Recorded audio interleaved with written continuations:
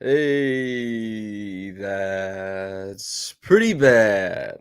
The 57th pretty bad of the season.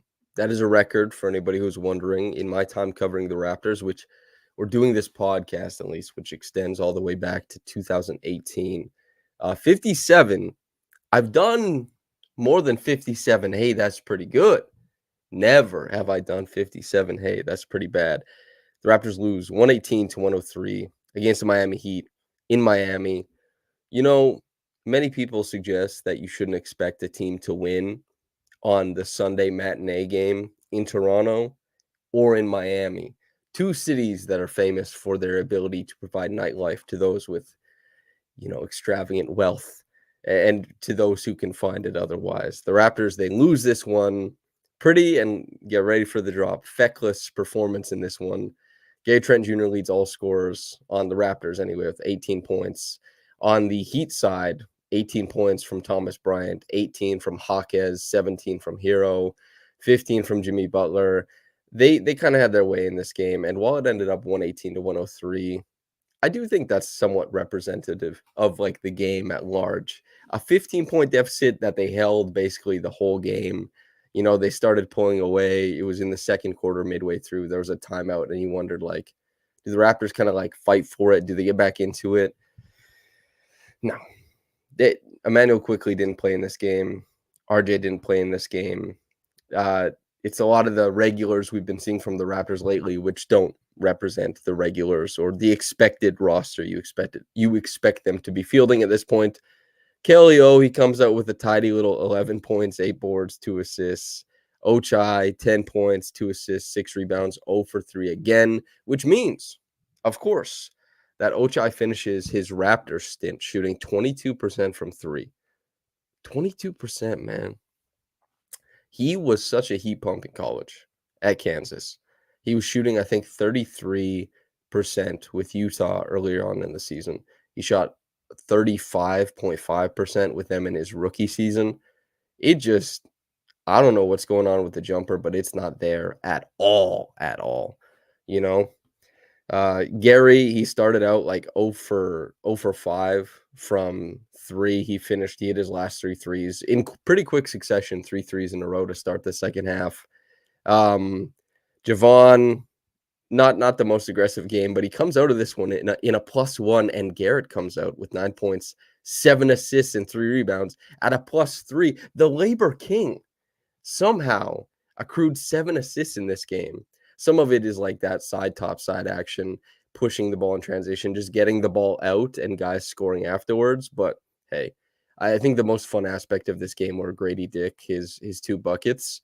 As far as from the Raptors side, the Raptors run a sideline out of bounds play, which is very, very, there's no creativity to it at all. But if you have a good shooter, they can turn a lack of creativity as far as like the structure into something good. Something simple can work. The Raptors run Grady out of a stagger out of the corner. That means he's coming off 2 screens, catches it, gets lateral, goes, I guess the term would be horizontal across the court, gets into that little fader, bangs it. He also had a pin down earlier in the game where he comes off of Garrett Temple as a screener, catch, pump, go back around Garrett Temple, use him as an on-ball screen that time, use the snake dribble to get middle, pull up going left. So Grady, he also cashed a corner triple in this game, which was pretty pure, but 1 for 5 overall. What we saw in this game was some of that motion shooting that we've really, really wanted to see. Maria Peterzalek says Kelly and Gary played. Yes, we've been talking about them so far. As far as like Grady, though, that motion shooting is kind of what we want to see. The catch and shoot stuff by the end of the season did get to a pretty good spot. And he had we're still waiting on maybe a little bit more legs, a little bit more conditioning to see exactly where it's going to end up overall. But the above the break stuff, it started to come along. The corner stuff was in a good spot all game. And that motion shooting on the inside that he will be able to eventually weaponize and couple with his passing on the inside, that's going to be really good. The fact that he's able to get open off of his shooting gravity, his motion, and his triple threat without having to rely too much on the dribble, that's great. but also being able to put the ball down, kind of use a throw ahead dribble to get into space to hit mid-range shots, use the body to put a guy in jail, snake middle, hit a pull-up mid-range. Like, as far as that kind of stuff goes, this is when you play other teams with really good shooters, this is what JJ Redick always was, is like just kind of like keeping the offense alive, right? When things aren't going well, you just run these kind of intermediate sets or just like super easy sets for these types of guys. And they're able to get you buckets without requiring that much. And they don't require like an on ball possession or anything like that. It's just like you run however you want to run at the back end of it. Maybe there's a pin down for Grady that you can automatic into, or a stagger set, or just like a dribble handoff, right? And his motion shooting should be able to build upon itself, be an awesome part, an ancillary part of what the Raptors tried to do offensively. So even in a game 5 of 13 where the Raptors, they didn't dominate, they got dominated, we get 14 points out of Grady, and he shows some of the stuff that we've been wanting to see all year. It's not like the funnest game. Nobody popped off for the Raptors. It's just like some guys, the regular guys, got their volume. I think Jordan Wara and Kelly, Javon, Bruce Brown, those guys all clear 50%, but there's not a ton of like volume attached to any of it, which is why the Raptors, of course, finish at 103 points. It's a tough one, man, but the season's over now. We can all focus on theory crafting, hypotheticals, who you want in the draft, who you want in free agency, all that kind of stuff. And so I'll take this time to kind of catch up on some comments. John Lamb says, go out and enjoy the nice weather and be glad this season is over. Yeah, this one will be a shorter one. I'm going to go play basketball afterwards. I did go for a walk at halftime with a leg. I actually have to admit, I missed the first 16 seconds of halftime. So of the third quarter. So if I missed anything crazy, my apologies. But yeah, I'm going to go play basketball. So this will be a little bit shorter. And NAN416 says, respect for the coverage, Raptors championship incoming within 5 seasons. That would be cool. I got to cover one, and I hope I get to cover another. And then from Brad Farden says, appreciate the in-depth coverage despite the struggle season. Outside of Malik Monk, who would be a realistic target in free agency? Mine is probably Oubre Jr. if we don't sign Gary Trent Jr. That's interesting. Yeah, Malik Monk is a bit of a dream, but only insofar as thinking about it from like, I like covering good players, and Malik Monk is a really interesting, fun player who obviously the Kings and the Raptors, they like to initiate offense in similar ways. So Malik Monk has been operating in a facsimile of the Raptors offense, a much better version of it. And he could probably like just implant directly into what the Raptors want to do and elevate a ton of stuff. But also that means that like the Raptors backcourt, you're locked in, because one would assume Emmanuel's a restricted free agent. One would assume that he's coming back. It would be crazy to trade OG and not get the main piece. That's because everyone knows, at least in the trade, as good as RJ has been, when the trade was made, Emmanuel was the main piece coming back. To not re-sign him would be crazy. To have Malik Monk and Emmanuel quickly, from a roster building perspective, you're probably sitting around between like 50 to 70 million between the two of them. They're quite small. There's like not a lick of defense there. There's some off-ball stuff from Emmanuel, but even that, it's been tough within the Raptor structure. I'm not sure. I do promise to like super deep dive into who's going to be a free agent, some of the guys on the margins, all that kind of stuff. I will start looking into that, and I think there will probably be like 1 or 2 weekly live streams where I just come in and we kind of talk about where things are, whether it's draft, like a hyper-focused draft live stream, or whether it's kind of talking about team building or roster building or who's available, all that kind of stuff. And of course, I think giving grades or like looking back on how some of the players on the Raptors performed. So like Grady, I think Grady is probably like a C+ rookie season or a B-. I think just because like if he had held steady all year, I think we're looking at like a really high level rookie season. You know what I mean? Except it just was such a bad start. He had such a bad start. Offensively, I think that he's done a really good job coming along at the end, even though it's not been crazy efficiency or crazy numbers. I think it has been good. But we're still looking at a guy that like on the whole probably a C plus or B minus. I think he had about the rookie season in totality that I would have expected him to have. I don't come away from this being like, wow, what an incredible rookie season. But I'm like, nope, it was good enough that I feel really good still about Grady, but pants are still on, firmly buckled in, you know? Um, NAN416 says, should we extend McDaniels for defense purposes? How does 60 for 3 years sound?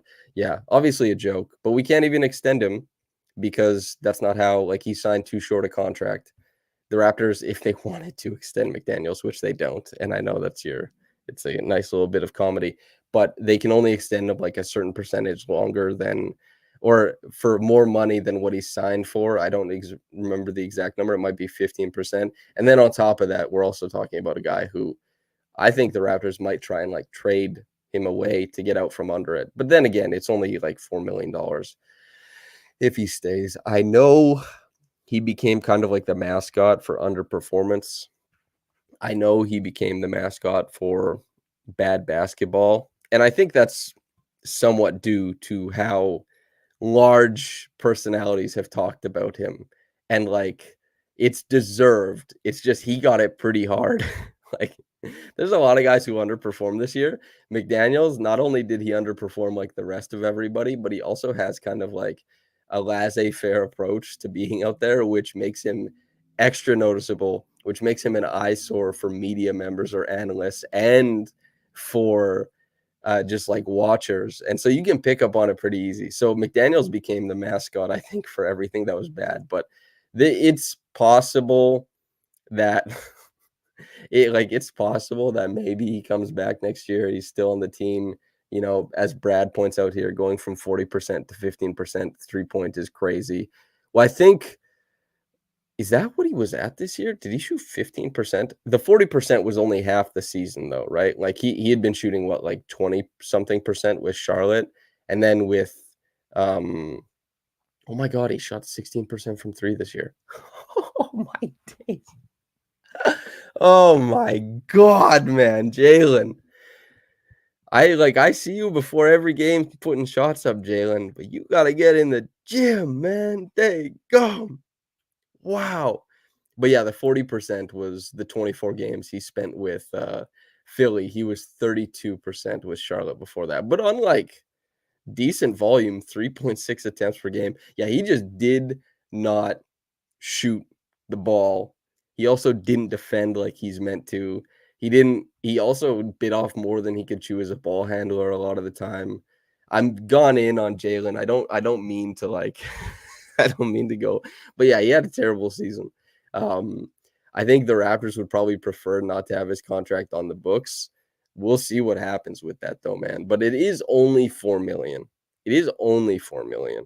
So I guess we'll see what happens with that. But my goodness, man. We're looking at a team that who do you want on this roster heading into next season, right? Scotty, RJ, Quickly, Grady, Jakob. That's probably the starting five for next season. Everyone else is a flex. And also of that starting five, there's definitely like fans I think could be convinced of going a different way. Some fans definitely are pretty hard on RJ because of his limitations as a defender and that he doesn't have a ton of volume from three, even though he shot the three ball well. I'm not down on RJ after this season. I think he's been I think he really had a wonderful half season with the Raptors. I think he should be really proud of how he played. And I hope he gets like a longer time with the Raptors to kind of work on his game. He's still pretty young. Emmanuel Quickly, I think, underwhelmed a little bit as a Raptor as far as I'm concerned. And there's some stuff there that I'm looking for him to improve. And there's some stuff there that he did improve throughout the course of the season. But I relied maybe a little bit too much on what I was being told from New York analysts and also from friends that said they had watched a lot of New York, that like I was sold a version of Quickly's game that I didn't really see come to fruition.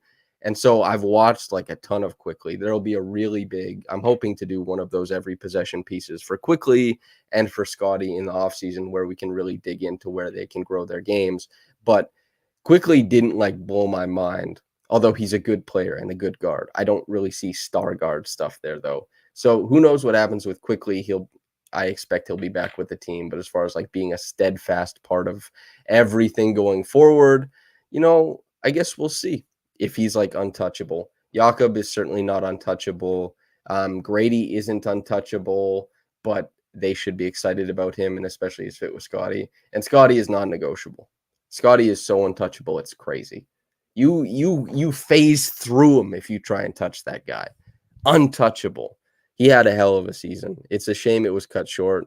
I don't think he would have gotten any of the accolades like all defense or all NBA or anything like that. I don't think he would have been sniffing it just because the Raptors were not close at all. But he did finish a couple games short of the, I guess, what is it, like the 65 game cutoff. But also on top of that, he finished, I guess, like 6 points short of averaging 20 points per game, which people seem to care about, but I don't know why it matters. I think it's just because people want to be able to like reply and argue online and post like a 20, like 8 and 6 slash line. Like that's really what people want to be able to do. They really hate the idea of having to put 19.9. But yeah, we have a donation from Top Shot Tesla, who donated all the time this year. So thank you very much. Says, thanks for a great season, Samson. Masai for life. 420 is the donation there. Thank you, Top Shot Tesla. I appreciate it very much. And listening and donating throughout the season. We don't solicit donations on the show. That's not like, I don't know. I don't know if some people do that. I don't know if that's what you're supposed to do in the live streaming thing, but the donations are great and I appreciate them. That's really cool. As far as like Masai for life, this is a cool thing about it is if you are a big Masai believer, who won't be speaking on Monday at Exit Interviews, let me just update everybody with when that is, because I think they should be streaming them, right? Let's see. So the Exit Interviews season ending availabilities with select players, 10:15 a.m. Monday. That's when we're supposed to start talking to players, and then that'll be at the OVO Center. And then as far as the other notes, Darko and Masai will both speak at a later date. So that means that we are getting the end of season Masai press conference and the end of season Darko press conference, maybe on the same day, probably, because they don't want to make us go out to OVO repeatedly a whole bunch of times. But just for anybody who likes to watch the interviews and those kind of things, the availabilities, that's 10:15 a.m. starting on Monday. And Masai, to get back to the original point, he gets a chance to kind of to build the team back up again, because he was dealing with a team that was dwindling a little bit. He was dealing with a team that was less than the sum of its parts. And it was a team that was like on its last legs of being, the pieces left over from a championship run, and a really fun championship run, and like a bunch of really fun players, but he gets to build the team a different way now. And if you're a firm believer in Masai's process as like a guy who drafts players, a guy who hires people who provide like the infrastructure for development, the ability to win trades or sign free agents, if you believe it, this is an exciting time. There's a lot of opportunity for him here and Bobby. And what was it Bobby said the other night? Like they're looking to hit a lot of like singles and doubles, a baseball term for basketball, but just kind of like get the hits rolling. Don't always look to hit home runs. Home runs aren't always available. Make the right decision, make many right decisions in totality, and let them stack on top of each other. That is kind of how the Masai situation started out. Obviously, getting a first-round pick for Andrea Bargnani, that becomes Jakob Poeltl, that you end up getting to trade for like Kawhi Leonard, so you don't lose Pascal or OG. Pretty crazy W. That's a home run in retrospect, and it felt like a home run at the time. But there are some like triples that Masai has hit. There's some home runs he's hit. The Kawhi trade obviously is a huge one. Some of the drafts, but there's also like doubles, singles, getting on base. We'll see if Masai can start getting on base. John Lamb here says this is Masai's first rebuild ever in his career. Yeah, he didn't really have to do it with Denver because he traded for a host of players who were good, and Denver won 57 or 56 games. when they traded Melo. They became like a super fun, fast team. And with the Raptors, they never rebuilt. They were close to it, just inches away. If New York had said yes to Kyle Lowry, the Raptors would have rebuilt. And instead, the Raptors don't rebuild and they end up winning a championship, you know? Coco says, I just want us to make the play-in. Top Shot Tesla says, East is weak. We can easily be a top 6 team next season. I got to see how the rest of the roster comes. I got to see how the roster develops over the course of the summer. I got to see who they draft, and I got to see what they do with all these picks. I got to see and I got to see if that top 6 pick actually becomes a top 6 pick. Nothing is certain with this Raptors team because you look at this roster, there's a lot of filler. They played like what they had an insane amount of players rostered and playing during this past month of basketball. It's been absurd. It's been an absurdity. And you probably shouldn't expect a lot of the players to be back next season. I don't know exactly what they plan to do, but they'll have a lot of money. They'll have draft picks. And that probably means that like the shape of the roster outside of the projected starting 5 is going to look very, very different. Like that's just what it's going to be, which is exciting because if your team is good, it can be exciting as far as like, I don't know. It can be exciting as far as what a team is trying to do with continuation. If you can expect lots of stuff like that, right? Progress going forward. But if there's a lot of players on the roster who you don't really expect to see that much progression, and even though two-way players and like G League guys can be billed as guys with like potential, a lot of the guys are, you know, like 23, 25, all that kind of stuff, right? Like they're trying to get into the back end of the league, and it would make more sense if they are going to be successful that it happens in a more limited role rather than something they can exponentially grow into, which is nobody thinks on a team that lost 57 games. Ooh, I'd love to watch a guy carve out an 8-minute per game role. No, you want to see a guy get drafted and you want to see him go from like 12 minutes a game to 19 minutes per game to 27 minutes per game. Like that's what you want to see. And you want to see like skills developing rapidly, stats boosting, all that kind of stuff, right? So the Raptors will be a very, very different team. We have another donation from Top Shot Tesla says, Canadians are too nice to tip. Got to save the money for FanDuel and DraftKings. We appreciate you. Looking forward to seeing you continue to grow. East is weak. We could easily be top 6 next season. Yeah. There's a scenario. I wouldn't call it likely. I think we disagree. And thank you very much for the donation, Top Shot Tesla. I think we disagree a little bit on how easy the roadmap is to top 6 next season for the Raptors, because the Raptors have to get better. Scottie is good enough to be the best player on the top 6 team. Like, I think that's the biggest thing you have to get, and Scottie, a healthy season, moves mountains towards that. However, the Raptors just have to be way better 1 through 10. Just way better. They're not good 1 through 10. And Jakob and Scottie being healthy, RJ hopefully adding a little bit to his game, maybe coming off of a very successful Olympics run with, you know, maybe a gold medal Olympics run with Team Canada. Emmanuel has to add stuff to his game. There's some guys like if Ochai, who I don't know, I'm not really expecting it to happen, but if Ochai shoots catch and shoot threes well enough, then he can be like a 9th or 10th man on a good team, I think, given what else he's been fine at.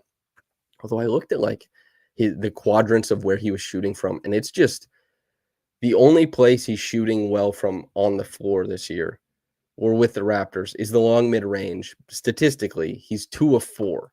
But he was like a 1 of 21, or like I think maybe like 2 of 21 or 1 of 20 from the short mid-range. He's shooting 60% at the rim, which is not good. He hasn't shot the 3-ball well. If he just shoots the 3-ball well, he can be like the 9th or 10th man. But if he can't, then he can't be a 9th or 10th man on a good team. So like just everything needs to get better and almost exponentially so for the Raptors to be, you know, jump into the top 6. That would be really fun though, you know? That would be like super, super fun. Yeah. MSJ says, I think Brown is gone. Gary could leave over money concerns, keep Wara and JFL, dump Jaylen McDaniels somehow, and draft a center and a wing. Maybe sign another guard if Gary leaves, improve the depth. I think that's a fine enough, that's a fine enough approach. I wonder, because the Raptors did trade Dennis, I wonder if Gary could be had for the mid-level exception. I would expect Gary and his agent are very, very anti that approach because more money has been on the table in the past, and it hasn't turned out the way he wants. But if he likes it in Toronto and he likes the role here, I think it would make more sense to have Gary on like the mid level than it would to have Wara on like 4. Maybe that sounds crazy to some people, but I do like Gary's presence on the team. A lot of the players really like him, and I think he's a guy on a top 6 team. If you want to be that top 6 team, if the pick you keep it this year and it conveys next year, if that's really how you want to approach it, Gary on a top 6 team, he can be like 7 through 10. He can be one of those guys, I think. So yeah, that would be meaningful. I would make a decision based on that. JFL, I think, yeah, let him hang around the back end of the roster, see what happens. But yeah, Jaylen McDaniels, nobody should be married to Jaylen. And the draft is who knows. We'll do a lot of draft talk over the next however long, and we'll see kind of how that turns out. Also, or Coco asks, Samson, now that the other games are done, what's the deal regarding our picks and all the math stuff? I can't figure out. Oh, geez. Josh Lewinberg corrected me because I thought it was like the picks outside of the lottery would be according to draft, like the tiebreakers, because the Pacers have tiebreakers over Philly, and they wouldn't have, and they, based on like point differential, might have it over the Lakers, but they do coin flips. So the Lakers are playing who? The Pelicans. The Lakers are currently winning against the Pelicans. If the Lakers win that game, then the Pacers pick could drop as low as 16. And then the Raptors, based on coin flips, if the Lakers win this game and then win out of the play-in, then the Pacers pick for the Raptors could be as good as 16. It also could be as bad as 18. The Raptors' 6th overall pick will just be subject to the lottery. We'll see what happens with that. And Detroit finishes 14 and 68 on the season, which means that like they're by far the worst team in the NBA. So I think because the Pistons are playing right now, and what are the Wizards doing? And the Wizards don't play today? What the hell is going on? This is great entertainment, me just reading off this kind of stuff. The Wizards are done. So if Detroit wins today, I guess they might have to coin flip for Washington to Detroit. Anyway, I think the Raptors will have the 31st pick. Lord, I'm doing a terrible job at this. Yeah. Okay, so here's what we have. Okay. We have Coco who says, Inshallah, we go for gold. Yeah, that would be fun. And then we also have Giovanni who says, Gary's statement says he is gone when he says they have to want me. And then he additionally also Bobby Webster's interview hints Jakob Poeltl may be gone, with Bobby not listing Yak as a vet leader on the Raptors. I think maybe we can over-index on some of the quotes and situation, because like the Raptors, Gary was pretty disaffected by what happened down the stretch of last season, and he could have left, right? He could have, but he took his player option because it was a better place for him to be, or at least that's what he thought. It could shake out once again. The Raptors can extend and say, Gary, we do want you, but it's on this term for this amount of money, right? And whether he feels wanted by that, the biggest thing is like, well, if other teams don't want you for the same amount, then turns out the Raptors do want you relative to the market, right? So it could happen. I don't know who will be giving Gary money. I'm not sure exactly what it would be, but I guess we'll see. And Jakob Poeltl, I don't think the Raptors are married to Poeltl, but I think Poeltl helps the Raptors a lot in the short term. And if some team wants to like bet the farm on Pirtle, helping transform them in like the mid tier, and they want to pry Pirtle away from the Raptors, and they think like his contract term is really nice, then sure, I guess we could see something like that. But who knows? Coco says we should learn from last year not to trust these quotes. LOL. Yeah, like when Masai was saying like, "Oh, we really need to prioritize development for these players." And then Masai, the decision maker, brought back none of them. OG3 says one might say this whole season was feckless. It was, man. No fecks. No fecks given. None. T-Bird Brad says Pirtle needed short term. Raps next year are playing team as currently constructed. I think that's probably pretty on the nose. Like they'll be better than Brooklyn next year. They have to be better than Atlanta and Chicago, I think, generally. The top 6 of the East, I don't see anybody in the East falling out of the play-in. And the Raptors have to be better than Atlanta, who may implode. They may implode. And Brooklyn, I think, they'll be better than Brooklyn. I think the Raptors, anywhere from like 8 to 10, depending on how they do over the course of the summer, I think makes sense. Scotty motivates winning. He really does. He was so impressive this year, and I think he'll be even better next year. So I think he motivates the Raptors into like he gives them a really strong floor that like if Quickly's healthy and RJ's healthy and Jakob's healthy, the Raptors they will win enough games, I reckon. OG3 says I think Memphis should target Yak. Yeah, if they want like a facsimile of the Adams stuff, and Adams, we're not really sure what's happening there. Could be fun. Dougie Hamilton says, "Bring me Clax, move Yak." I've thought about this a lot because I do really like Claxton, but I think that Pirtle is better than Claxton.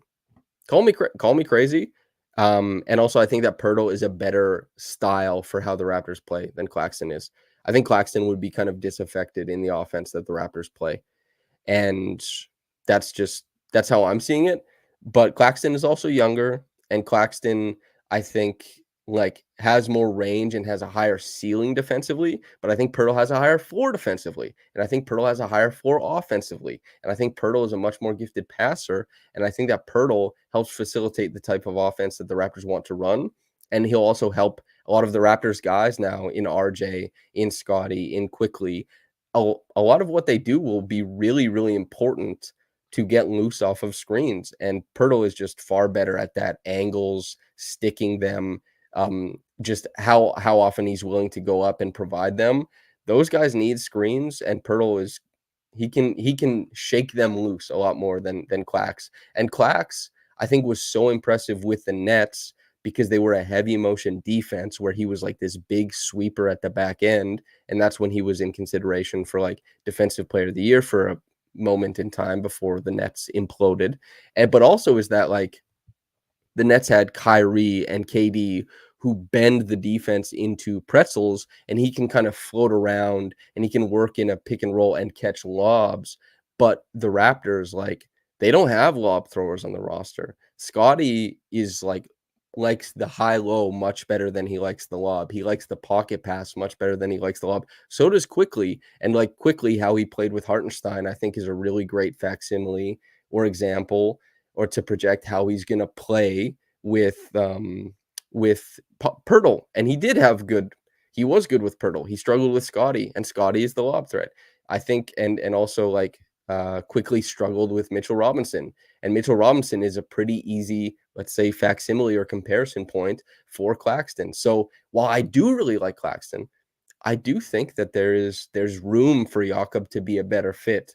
Although if like before I saw this past season and saw how Quickly and RJ played with Pirtle, and then also went back to go watch how Quickly was playing with like Mitchell Robinson and Hartenstein, and same with RJ, I probably would have said Claxton too. But we're splitting hairs, I think, and I come out on the side of like I'd rather have Jakob than Claxton. But I mean, there's nothing wrong with that. Giovanni says, Samson, if the Raptors draft a center, do you think it's a hint that Jakob is gone sooner than later? No. If they draft a center at the back end, like, definitely not if they draft someone like Klingon around 6 or something like that, or maybe they jump and it's Sar or who knows, right? I don't think that spells doom for Pirtle because you could have Pirtle with the cap going up be the starter for a couple years, and then you could also like have him transition out or trade him on the back end of his contract. But as far as like sooner than later, I don't think the Raptors I rookies are not good right away usually. I don't think the Raptors can draft anybody who disaffects the current guys who are considered like part of the core. And whether Jakob is part of the core or not, you can of course quibble with that. But I think the Raptors should just draft whoever the hell they think is best at sixth and worry about it, later. Um, Dougie Hamilton says, "Who do I like at the sixth pick?" And then John Hamilton says, "Imagine getting Klingon, Castle, or Buzelis. Then at 17, Chomche, Dunn, Necht, then Darren Holmes, Kolek, Tristan Da Silva at 31. Lots to look forward to next year." Yeah, there is a lot of really interesting players, and I'm just familiarizing myself with a lot of these players now because obviously I'm not one of those. I think I treat this like a job. It's a job, but I don't do like 14-hour days watching basketball like it's a job. Some guys they do, some girls they do. They watch all of the NBA, they watch all of college, they watch all of the WNBA, and I'm like, damn, I like my extracurriculars too much, way too much for all that. So I have to take the time now that the Raptors aren't to catch up. So Dougie Hamilton, who do I like at the sixth pick? Trey and I will be back to record a live podcast sometime this week, and I will have a name for you because I'll be able to watch some film. I promise you, Dougie, I'll have a name that I like best. But I'm not sold on anybody so far. But I feel like it's 4 o'clock. I'm gonna go start getting ready to go play basketball with my friends. Um, there will be more podcasts to come. The coverage is year round, of course. It gets a little bit slower in August. And this year we get to do in the off season. Not only do we get like the summer league stuff, not only do we get draft stuff, not only do we get Olympic stuff, but lots of speculation and maybe a little bit more activity in the free agency market. Although it was pretty crazy watching Fred go and Dennis come in and kind of how all that shook out. But yeah, we'll see what happens. Thank you to everybody for tuning in. Like the video before you get out of here and subscribe to the channel if you want. There should be lots of deep dives and really strong analysis on the channel and on RaptorsRepublic.com going forward from myself. Now that the season is over, we can kind of sit and contemplate a lot of stuff and really, deep dive into things. I'm excited about that. And thank you to everybody for tuning in a season where the Raptors lost 57 games. They got shellacked thoroughly, repeatedly. And to have, 4 p.m. on a Sunday, so many people pop in to listen to me live talk about this stuff and just repeatedly the 1 a.m. stuff, the 2 a.m. streams that we had one finish at like 2:47 a.m. where there's still people tapping in. It was a crazy season. I'm hoping next year's is a lot more fun, is better to watch, and I'm pretty certain it will be. But I'm excited for the coverage, leading up to that and in the short term as well. So thank you to everybody for tuning in. If you have the means and the want for all the draft coverage and all that kind of stuff to subscribe over at RaptorsRepublic.com, feel free. Well, it costs money, but feel free if you have the means and the want. And the free stuff is you can like the video and subscribe to the YouTube channel to stay tuned with everything. Thank you so much to everybody for tuning in. Thank you so much for rocking with me this season. Of course, this isn't goodbye. I'll be back here to annoy everybody shortly and frequently throughout the off season. But yeah, a very heartfelt thank you. This is my first season doing live streams for the Reaction Podcast. And I was initially quite worried about doing a live stream because it was like kind of a meditative process to just talk by myself and monologue, in a room alone for the Reaction Podcast for years, the same way that William Liu did it, but to change it and make it more interactive with you guys, I think elevated it.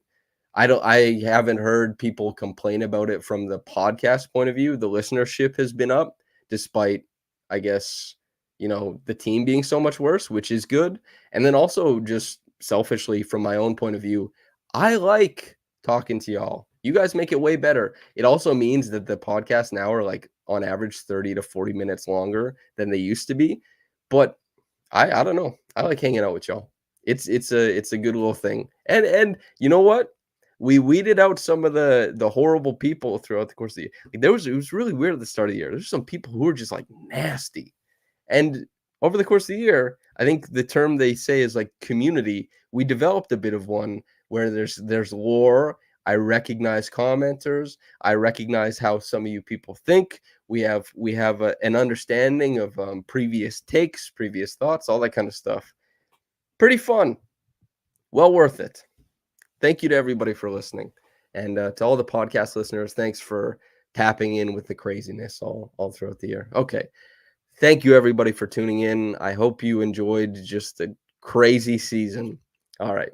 Whether you got into this in the morning or at night, have a blessed day and goodbye.